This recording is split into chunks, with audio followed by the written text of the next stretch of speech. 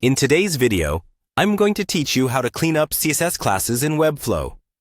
This is a valuable skill that can help you maintain a tidy and efficient website. So, let's get started with some simple yet crucial steps. First off, head over to Webflow.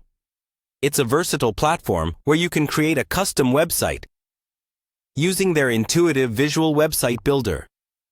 Once you're on the Webflow site, locate and click on the Login button. You'll usually find this at the upper right corner of the homepage. Make sure you have your login details handy, as you'll need to enter them to proceed to your dashboard.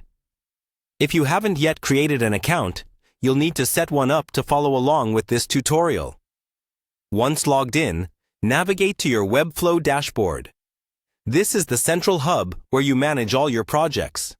From here, take a moment to browse through your projects and think about which one you would like to tidy up today. Remember, maintaining clean CSS classes in each of your projects can significantly improve the efficiency of your designs in the long run. Now, click on the project you've chosen to work on. Opening it will give you access to all the features needed to polish up your CSS classes. Next, locate the Style sector within your project. The Style sector is your go-to place for managing all your styling needs in Webflow.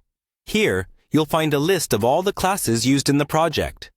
This is where the decluttering begins. Take a good look through your classes and identify any that are outdated, redundant, or unused. It's common to accumulate more classes than necessary during the design process, so don't worry if you find too many. Once you've identified the classes that aren't contributing to your design, go ahead and remove them. This process not only tidies up your project, but also helps in optimizing load times and performance. While you're at it, consider renaming any classes that might be unclear or confusing. A clear, concise naming convention can greatly contribute to a smoother workflow, especially if you're collaborating with others or revisiting your project after some time. Always aim for descriptive names that directly reference the functionality or styling they're associated with. In cleaning up your CSS classes, you're doing more than just organizing.